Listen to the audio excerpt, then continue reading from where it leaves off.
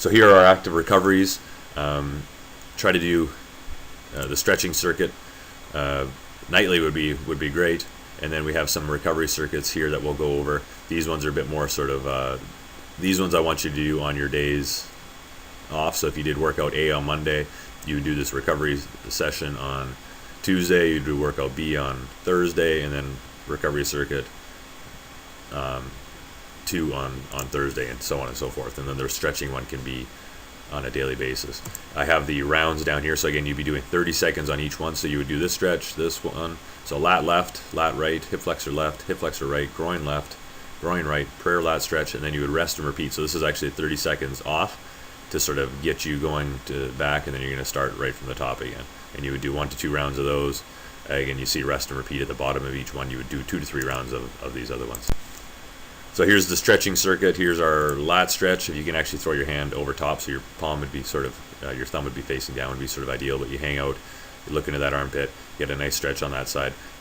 Breathe into that side that's being stretched when you see him shift his hips to the end. So he's crunching this side and expanding his right side. Here we have the hip flexor stretch with the chair. Ideally, a chair is kind of what you're going to need for this particular exercise. We're going to use it up here. Just a hip flexor stretch. The closer this knee gets back to the chair, and the more your leg is going straight up and down, the more of a stretch you're going to get into the position that's comfortable for you. Half kneeling groin one, again, we've done all these ones before. Try to keep that nice flat back. His knees are in a straight line from one another, but as he pushes his back, you're going to have the tendency to kind of want to round your back, keep it flat.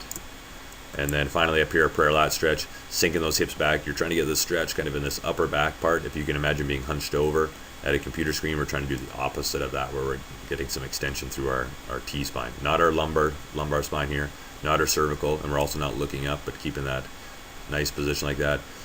Stretch that for a couple seconds, move back and forth, and then come back into it. So within the 30 seconds, you're going to be going through these stretches where you kind of stretch, hold for at least 5 to 10 seconds, and then do another one.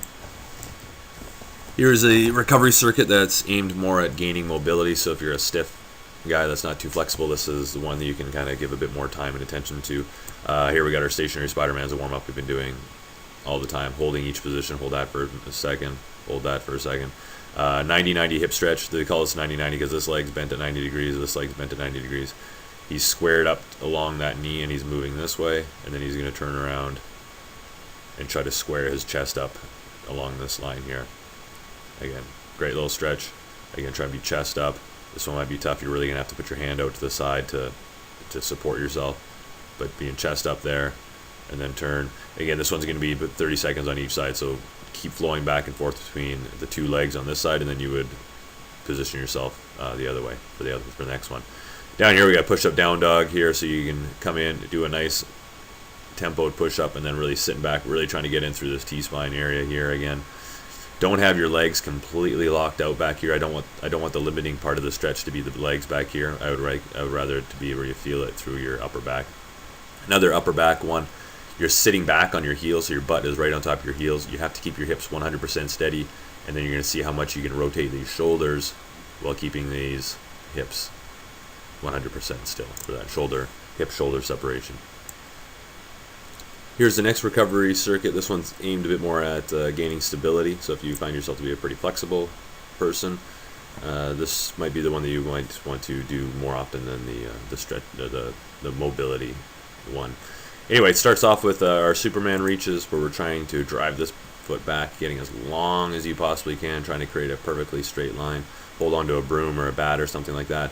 This is, again, one leg at a time. Within the 30 seconds, you're aiming for maybe like 4 per side, because you're really going to try to get out there nice controlled, hold it for at least a 3-second count, and then come back in. Alternating reverse lunge and reach. Step back into that lunge, and you're twisting up and over that front leg, getting a stretch in that back hip. Alternating side plank, pausing long enough for someone to take your picture, essentially pausing, proving you have that position, rotating back and forth. Again, maybe 3 to 4 per side is kind of what you're aiming for here.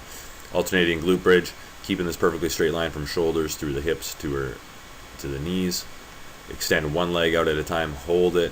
You're just trying to make sure these hips do not either drop down or shift from side to side. So when this left leg comes up, you got to make sure that the right hip does not drop and then open up to the right side.